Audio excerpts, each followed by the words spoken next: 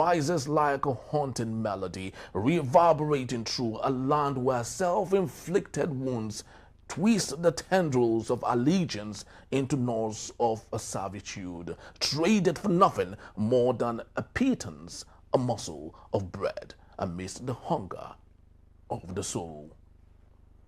Then strides forth Emeka Madunagu, a linguistic maestro, armed with knowledge. Thank you for still being here. My case is second-class citizen. The reflexive rebuke. Do you want to be a second-class citizen in another man's country? It's often used to shame Nigerians contemplating living. But the real question is, who created second-class citizens in the first place? When power supply, justice, land rights, pensions, and security are distributed by privilege rather than principle, second-class status exists long before anyone crosses a border. Consider electricity, for example. Some quotas enjoy 18 to 20 hours of power, while entire communities live in darkness. That is energy apathy. Consider justice. A legal system that bends for the wealthy and crushes the poor has already assigned different citizenship under one constitution. Consider property. When traditional authorities effectively cap occupancy for certain ethnic groups despite statutory title, the liberty to own is conditional on identity. Consider pension. Politicians collecting generous public pensions on schedule while ordinary retirees beg and protest for months. A two-tier social contract is entrenched. Consider security. Entire localities policed by a handful of officers, while influential politicians are guarded by platoons. The state protection is evidently selective. These are not abstract grievances. They are structural choices that make citizens unequal at home. Telling a frustrated young person to remain and accept second-class treatment in the name of national pride is disingenuous. Migration is often a response to denial or denied dignity, opportunity, and safety. My verdict: if we refuse to see why our people live, we cannot hope to keep them, nor deserve to.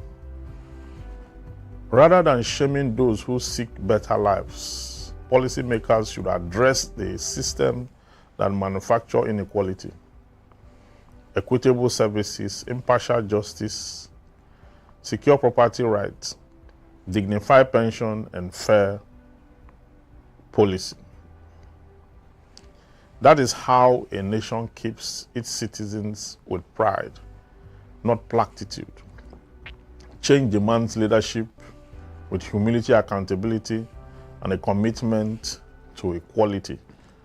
Only then will saying being a genuine choice, not a class compromise anymore. I shall go to Rabbi again.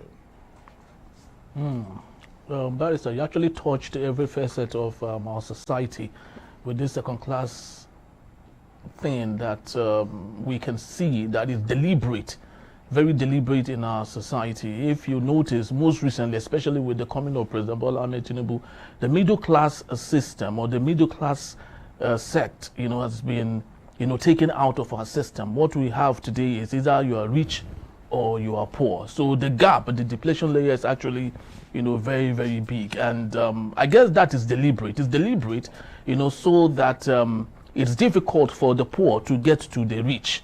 And for opportunities meant for the rich, it will be difficult for the poor to get to. And to worsen the situation, we've cascaded it equally to our culture, we've cascaded it to the system of life that we equally live, to our churches also, which is the reason sometimes if you are influential, you come to the church, you have a seat for yourself. The rest of us that have not will go and sit somewhere else. So you can see how that second-class citizen equally has encroached into the church, the supposedly place that we thought could be a place of refuge for anyone who is in need or is needs help. So it is becoming very rampant in our society. But the big question is, how do we solve this very big issue such that we can possibly reduce it, without really causing so much harm? And that still draws us to intentionality of our leaders, if really they are intentional about it. Like I said, even with the university thing, a Ghanaian professor earns between 15,000 Ghana cedis, which is about 1.8 million naira. But our professors here earn 525,000. So Ghana has been able to do something that we have not been able to do, and that is to, bring in that middle class, such that second class thing would not be in existence. Yeah, so the thing is this: how can you hand over a country to people who have never made a success of anything in their lives? That's the disaster of misgovernance we see in the country. We talk about second class. Look at the band A and all of that.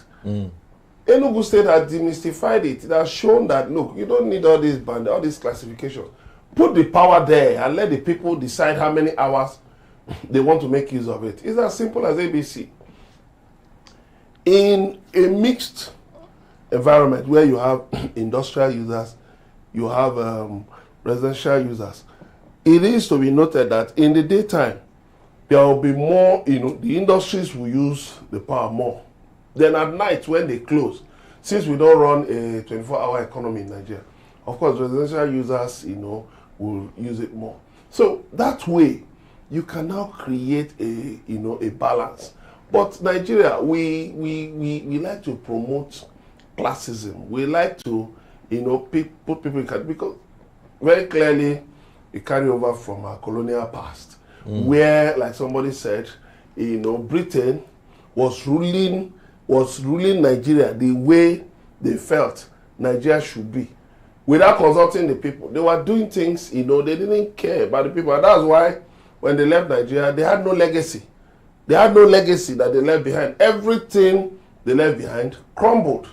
Why? Because they were more interested in raising master servant class. And then the people they actually gave power to were more invested in territorial battles. And at the end of the day, what happened? Everything crumbled because the military, for instance, the military they created found itself struggling with the politicians. If you read this book, The Fate of Africa, you see the author claims that at a point, it was like the Prime Minister then, Tafawa Balewa, and then the ceremonial President, Nnamdi Azikiwe, were betting the military. They were engaged in a power struggle. And they were betting the military that, if you even see some accounts, that January 15, 1966 could have even happened earlier than when it That was 6 years after the military was created, by the way. Yeah. Because the military was created in 1960. It was actually the police that 1930. Yes, that was created by the colonial master. Even though their footprint created the military too, but it was at their exit point. Exit point, yes. Then 6 years after they created they were gunning for power. So, and that was one odious thing the British left behind. They made the military so ambitious that they just found themselves, because the politicians, of course, deliberately allowed chaos to erupt. Look at what happened in the Western, House of Assembly, and then what later started happening in the North. You knew that in 1953 there was a serious problem between Northerners and the Igbos. In 1953, when there was this riot. There was this not even in Jos, in Jos, where you had this sit at home for 1 month, where some southern leaders instigated a boycott of work and activities, and then that led to an attack on southerners. You knew about that. You did nothing about it. Then all the other things that came after it, you knew about that. You saw all the tensions going on between Nnamdi Azikiwe and Awolowo. You did nothing about it. And then when the country now gained independence, of course, there was no legacy that you could say, okay, this was what Britain, left behind. And everything rises and falls on leadership. Britain didn't leave a proper functioning leadership system in Nigeria. And that is why today I ask a question. We've not been able to manage amalgamation because we are still fighting. Then ourselves, we are 350 distinct nations. But the United States actually not just, well, we can say sort of an amalgamation. Then again, they also bought some territories, like Louisiana. Some places were bought and brought in. Majorly conquered too. So imagine if it was in Nigeria. We will be telling people, some people will be telling people from those places, remember, you are bought like slaves. You are bought like slaves. In our own case, we even had Cameroon with us. Yes. They left. They left. By the plebiscite. Because if you look at the second political party in the NCNC, was part of Nigeria and Cameroon. Yes. National Council of Nigeria and Cameroon. So we couldn't manage that. We couldn't. The slip off. Now let me also tell you how that the citizens help to entrench this second-class citizen thing. Because when you are traveling, some very privileged people here will say, what do you want to go and do abroad? You want to go and be a second-class citizen. But the truth is that the second-class citizenship actually exists here far long before anybody even aspire to want to travel. I mean, rich people don't travel abroad to go and see greener pasture. I mean, all the rich people in Nigeria, they live in Nigeria. None of them live abroad. Yes. They may have houses. They're even the ones who were born, the likes of Davido, were born in America. But this place is a better place because if you have money in Nigeria, it's the best country in the world. You can go out today, make money, and have the entire 100% money to yourself. Net profit, no tax. You won't pay tax and you will be fine. Government will not chase you. Nobody will chase you. You can't do it in America. You can't do it in some other places where you have regulations and all that, where they can see through where they have your social security and they can see through what you do and everything like that. So the way the citizens also entrench this second class thing is most of the citizens in Nigeria are also defeated, have resigned to fate. I'll give you an example. There was a time when there used to be traffic on this expressway. Yes, so I used the Otedola bypass. Yes, that bypass. So any day I carry a small car, when I get to that gate, if you see scrutiny, they'll be asking me, do I have sticker? Why am I passing this place? Where's my house? What am I going to see? I should not pass here again. They will allow me today. Tomorrow I should not. Then the next day, it's not the big men. Now that's what I'm telling you. The big men. That's what I'm telling you now. The next day, when I come out with a Jeep and I take that bypass, all of them hailing me. You understand? The same person, just different vehicle situations. You understand? So at the end of the day, you look at it that whilst it is correct that many of us live as second-class citizens, the citizens themselves has also helped to entrench the narrative to the point where it's about, I know how, in those days, how people relate to me and how they relate to me today. I can draw a distinction. You understand? A very sharp distinction. The society, poverty has so defeated people to the point where they and that is why they also protect their captors. That is it. Yeah, that's why they also protect their captors. Because if I am in that Jeep now and I have a criminal, something I've stolen or something. No, you have a free. You can travel from here to Parakot or from here to Medugri. Nobody will stop you. As far as you are driving a big car. Yes. They will rather stop you to hail you or to ask for arms. Yep. But that they cannot put you under scrutiny if you have a big car. So it's a paradox. Relating from what connected to what you said, Dangote, of course, the richest Africa, said some time ago in an interview. He says, many years ago that there was once, a bank gave him $10 million cash that he put in his boot. He himself, the way he even said it showed he himself was even surprised. Yes. So this is what privileged access can do for me. They will give him. They will give him. Sometimes, I remember when we started practice in those days, when we were to start, trying to put up a chambers and all that, we went to the bank and said they should give us loan to do. The bank didn't listen to us. They looked at the fact that all we have was just a certificate. That certificate is not an exchange. They cannot exchange it for anything tangible. They did not. Okay. But I'm surprised now today that I will call my account officer and say I need an overdraft. He will say, is it 10 million or 15 million? Why that when okay, because it's about the fact that the economy is just capitalism. Okay? It doesn't matter what you want to do. It doesn't matter what you want to do. As long as you have hit certain threshold, everything is good and fair for you. Then when you translate that to the larger society, there are people who have reached a conclusion that you couldn't have stolen at your level. At your level, yeah. So when you now steal, they will now say, no, it's not the one. When they charge the person to court, you will see that they will wear Ankara, they will go there to support and to say it's not the one. So it's a society that is very, very complex in the way we approach issues, the way we approach. So over 90% of us are second-class citizens here. We create it psychologically. Yes, here. Create it. We're not even talking about living now. I know countries where you go to where they treat you better than you will be treated in your own country. Far, yes. And it's unfortunate why Nigeria is the way it is. People even wonder that Nigeria should be the best example. But, it's not about that. It's about the fact that even the citizens are as bad, if not worse, than their oppressors.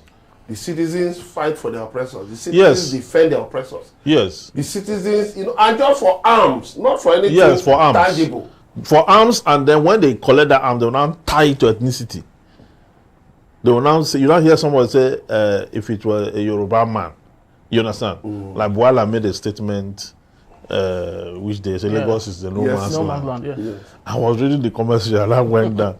Somebody now said, thank God it's not an Igbo man that said this. Say, by now they would have been fired. But you now look at it, the very people who would have brought fire cannot actually hold that fire.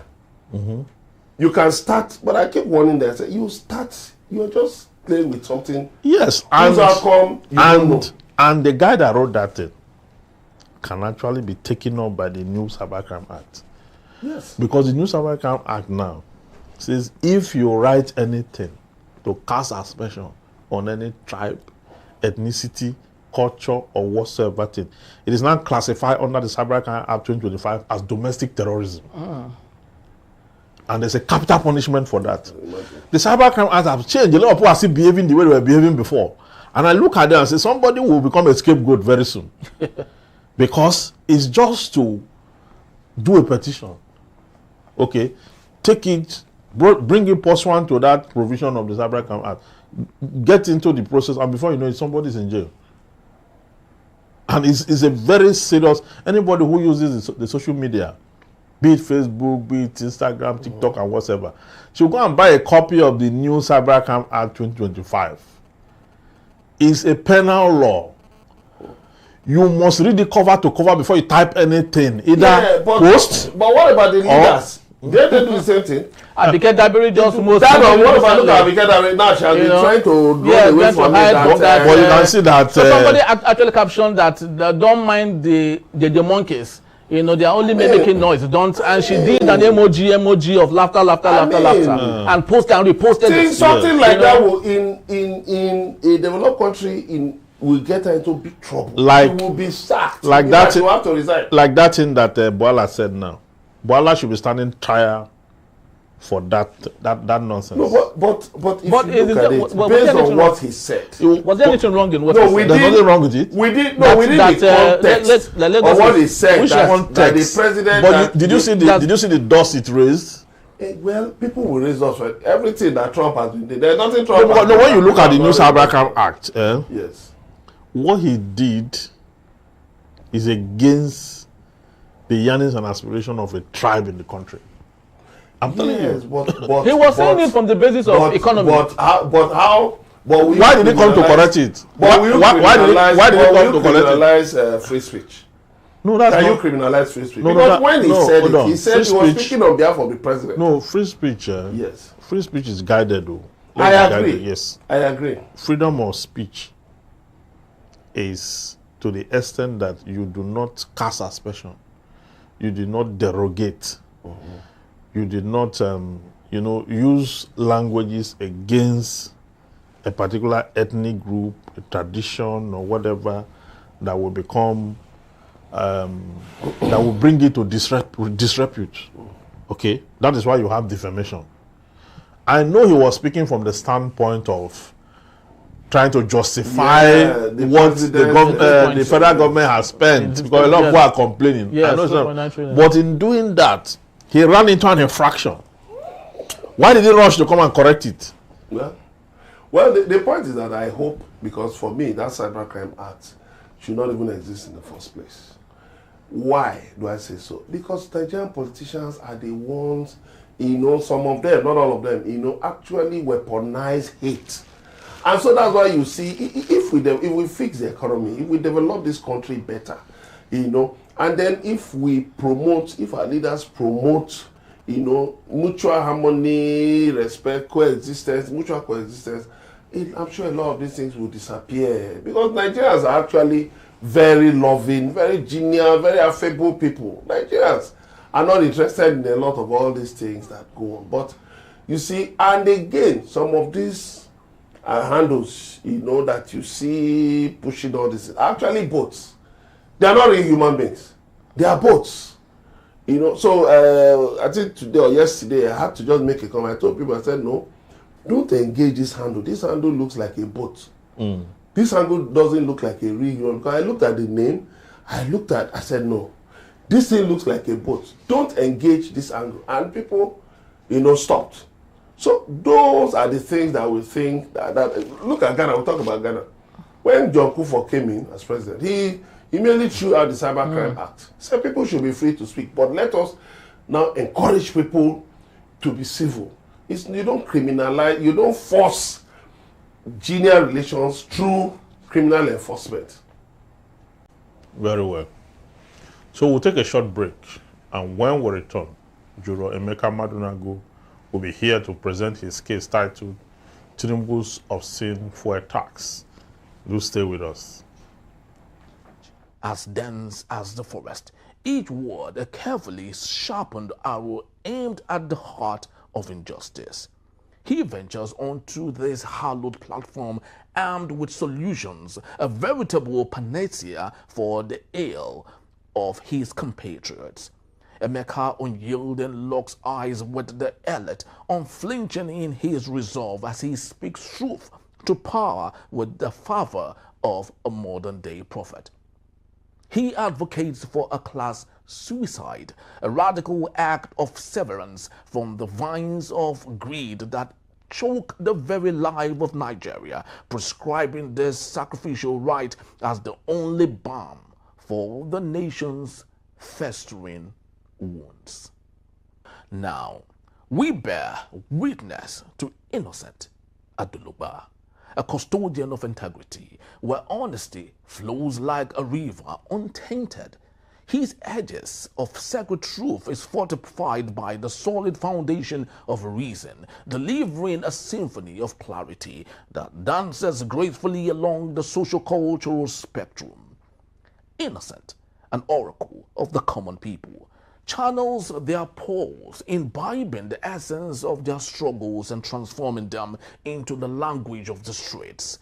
His enlightenment becomes a lantern, guiding those lost in the shadow, illuminating pathways once obscured as he breathes life into the collective consciousness. Henry Igwebuike. Thanks for staying tuned. Case. Tinubu's obscene fuel tax. It has emerged that President Bola Tinubu intends to start charging a fuel tax of 5% from January 1, 2026. That means for every liter of fuel you buy in Nigeria from January 2026, you pay a 5% fuel tax. In other words, every Nigerian has now been designated as a polluter of the environment by the same government that proudly dumped subsidies on petrol and CNG.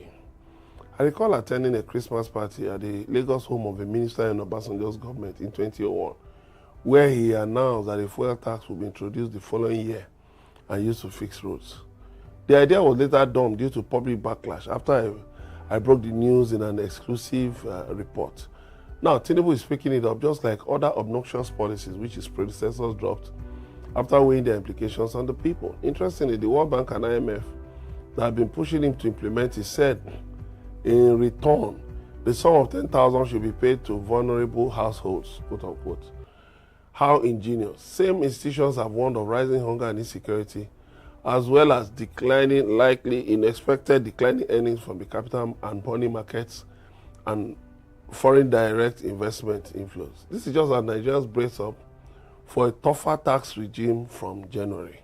My verdict, Nigerians should get ready for a bumpier ride as this government unleashes tougher measures against the people. The same government that is dancing around implementing a living wage is pushing heavier burdens on Nigerians. This is the same government that says it met its fiscal target in August 2025, yet it keeps borrowing. This is unacceptable. There's no gainsaying that the intention of this government is to finish all of us. And that is what they are doing. You know, when Donald Trump came to power, his MAGA people, felt he was doing them good. While he promised he was going to fulfill, even including illegal. Yes, he was going to fulfill all the promises he made prior to election. They didn't even know that they would become casualties to what he promised. And today, Bola Tinubu is a typified version of Donald Trump in Nigeria. He promised he was going to, expand and scale the tax, bracket, and he was going to reduce our purchasing power. All those things while he was saying that, we all thought it was just rhetoric, so he was just playing. Today, he is manifesting every single one of them. Just a couple of days back, CNG that used to be 230 naira, a standard cubic meter, has gone up to 450 naira. They now came up to say they've totally removed subsidy from it, which means investors will come in, and when investors come in, it might definitely reach 600 or 650 naira. So how is it cheaper than How is it cheaper? And very soon, it will begin to raise towards the PMS to 900 naira. So coupled with the tax, fuel tax thing, which is killing to Nigerians. And he's not even done. There are still other measures we don't even know. Because they are still planning to borrow. Yeah, because it's unfortunate because before now we had enjoyed subsidy. Yeah. Even though they came up with this idea that some people are profiting from it and they are benefiting from it. For me, as far as they could not get those people and prosecute them, it doesn't concern me. It doesn't concern any of us. Okay? So before now, we're having to gain from it. Today, not only the subsidy has been removed, not only has it been removed, now we are going to pay. I don't know if you are getting the logic. So it's like from January we are going to open next year with the protest, because that's what it means. Okay, because civil society groups and all that will jail for protest. Yeah. Even because the same thing they did to Jonathan. Yes. Even January 2012. Even though during the public hearing on that tax, people who went there, I didn't go. Usually will attend many of the public hearing. People did not raise eyebrow against it. Why? Maybe because it was not to be implemented immediately. Or they didn't understand it that's at the time. Or they didn't understand it because it was clear. And I saw it. It was clear that if you are going to, because what they are trying to do is that because of the CNG, you're going to have reduction in those who are using the PMS. Oh, okay. But that's not even true.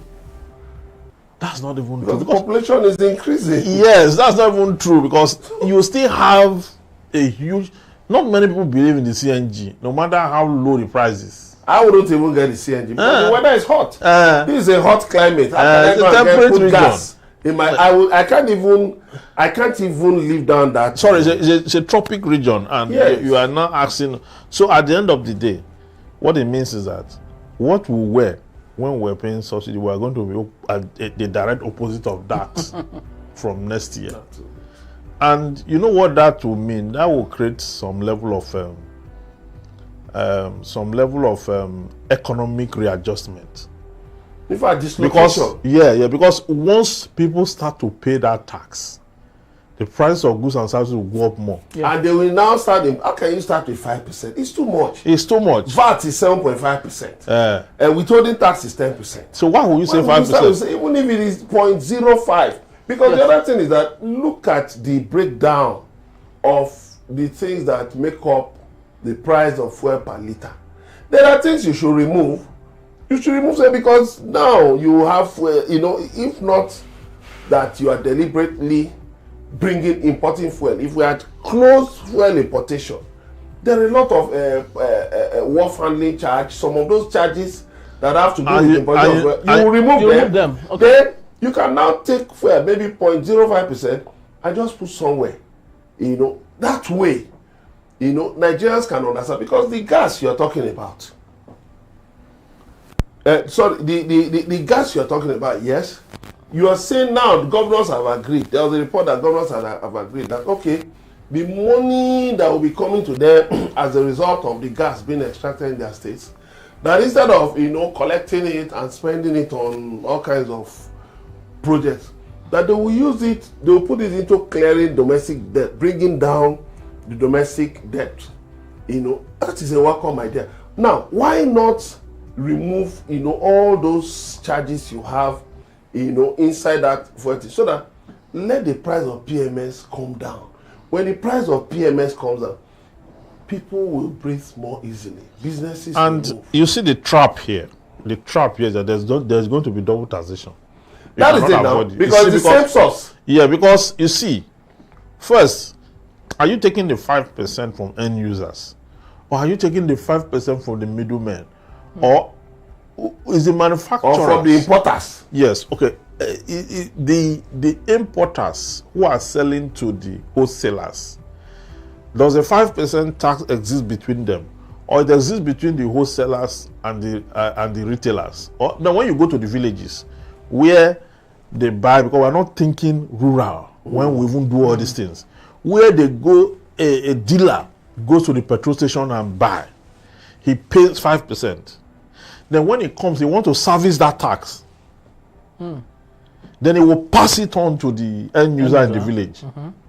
Then at the end of the day, you're not able to, when you maybe travel for Christmas and you run short of fuel and the rest of that, you want to fuel in the village, you have to be buying at a very skyrocketed price. It's going to cost first casting in December. Yeah, again. Yes. For many filling stations will close down. Yes. Yes. So, if you look at it, Europe has solved this problem. France tried to introduce a fuel tax. It was rejected. There were protests because a lot of people live on the outskirts of the cities.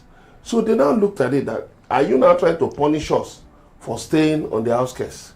Whereas it's the rich and affluent who stay inside the cities. Paris. So they can just easily commute. So those of us who live outside that have to drive long distances to our places of work, are you now trying to punish us for living on the outskirts? France dropped it.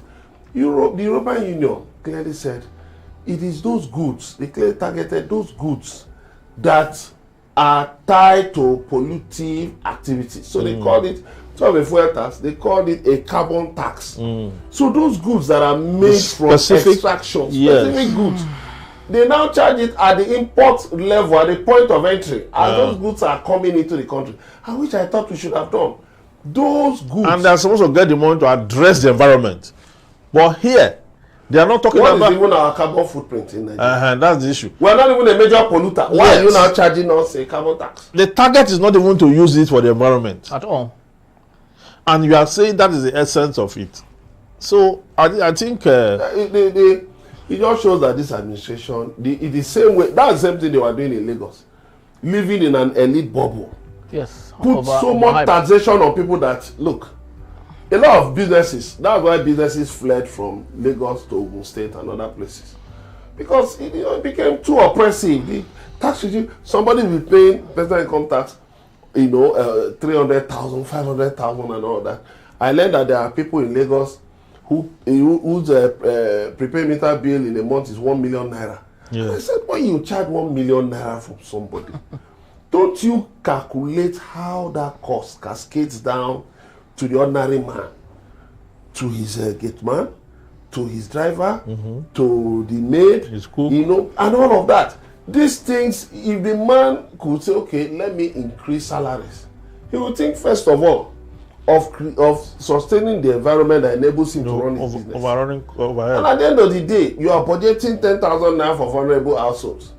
What will 10,000 naira do for any vulnerable household? You are now adding, you are now saying that if you buy fuel of 10,000 naira, you will pay tax of 500 naira. So if that vulnerable household decides to use that 10,000 naira to go and buy fuel, so they should go along with 500 naira. So how are you now classifying them as vulnerable? It's sad that, like somebody said, this is an administration that fights against its own policies and programs. Every other time, because President Bola Tinubu is so Americanized in his thoughts and his action. No, he feels. I was watching this documentary, and average Americans were questioning why, despite the highly developed American economy and system, why they had not been able to evolve technologically like China, where they had, where they have bullet trains that could go from one place to another long distances, and Americans still, you have to drive, a long distance. Everyone has a car. Everyone has a car. You see their trains, the way they chop those cowboy movies. So everyone has a car in America. Yeah. So while they were doing the documentary, the main reason why they have not been able to adopt the China kind of transport system is because they want people to buy fuel. They want people to pay tax. While you travel long distance, you have to fill your car and all that. Car, exactly, and all that. So President Bola Tinubu has been able to, I do not know where he's getting all of this information from. No, but Americans can afford it. Americans can afford it. Well, because there are jobs, the economic conditions. There are jobs. Inflation is at what? Is it up to 3% in the United States? It's not up to. But here, you have inflation at around 25%, 24-25%. So how can you compare both? Do you know this same carbon tax came up in 2016? The Republicans in Congress, they not only opposed it, they actually even said that a rule should be added, a non-binding rule, to make sure that nobody in future would think. They were so angry. They treat that. How can you take the cost of polluting? We know it's the oil companies in Niger Delta who flare gas. Charge them heavily so that they will find other uses for the polluted gas. The petroleum income tax is there.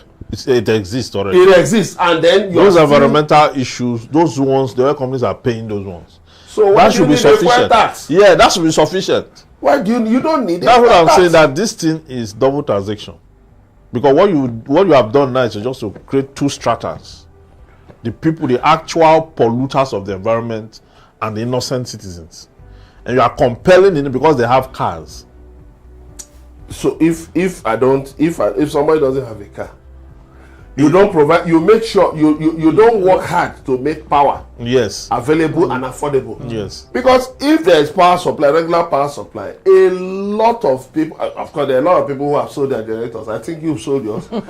So a lot of people will not even go. Many filling stations will close down. I know a lot of filling stations have closed down. No, more filling stations will close down. So oil consumption has even dropped about 29%. Why will we need to go and buy fuel? But you make the conditions so difficult, and then you are pumping so much money into Lagos. It's good for them. I don't begrudge anybody who gets federal support. But what I'm saying is this: you pump money into one section so that the weight is leaning so much. Why not pump the money elsewhere?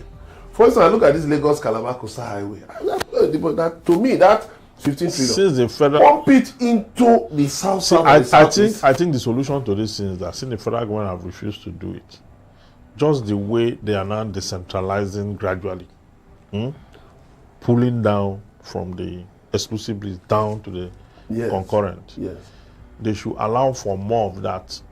Let that get into the coastal and waterways, so that the state cannot invest in it. Cannot invest in yes, because of course they listed 39 projects for sale, 39 assets, federal assets for sale, including refineries and all. Let them sell all these things.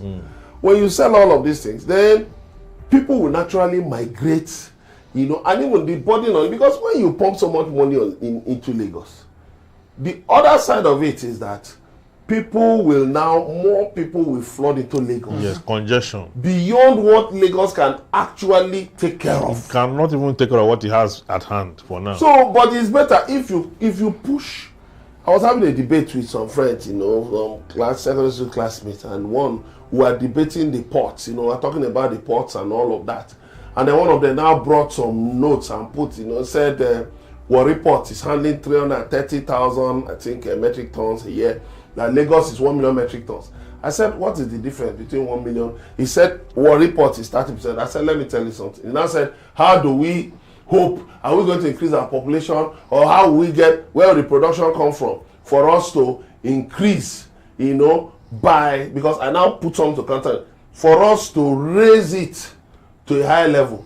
And I did more research and I said, look at it. If government can do certain things, because I said that 15 trillion for Lagos Calabar Highway can actually build the Ibaka deep sea port, can build the local and deep sea port, and then you now move people away. Imagine if you have in fact, the what he brought up, the information he brought up, actually showed that the revenue that were made, you know, almost $1 billion that were made last year, that a substantial part came from the eastern ports. Warri, the Delta ports. So if you look at like Ibaka deep sea ports, you do something, you do the roads and all of that, let the port start, let the Akwa Ibom state government contribute to it. Let vessels come in directly. Let vessels, because they are passing all those places to Lagos. Thank you. That was the argument I put. I said, a vessel coming from China will pass through Southern Africa. Pass all those places, Borakot, Akwa Ibom, and the rest of them, come to Lagos. Discharge, okay, let's say they are bringing in fuel. They'll discharge petrol, and then truck it again, truck it back. That doesn't make economic sense. Why not get a deep sea port? And then you never know the economy that, for instance, Akwa Ibom State can spin out of the deep sea port. Yes, Akwa Ibom have capacity. If you fix Calabar Port, you'll be surprised at what might just happen. That whole channel, South channel, that whole channel is a big business. As I look at it, the problem why, for instance, Dangote and others don't carry petrol, PMS and petroleum products from Lagos to all of the south and the east by what is that? There is a big problem of piracy, around the Bomadi side. If you can fix it, of course, a lot of people. You see the problem when you talk about China and all that. It is because they are daring. They just dare. One looks impossible. Okay, let's just even try it. Look at their bridges. Have you seen their bridges lately? Yeah. The whole world is even talking about the military display that China did. So, but Nigeria, we like to get stuck. Okay, where will the money come from? And I just get worried. And this my friend who was making this argument. He's actually a wealthy guy. I think our problem is not even the lack of money. Our problem is the lack of political will. And then thinking too, like your case talks about, this second class thing.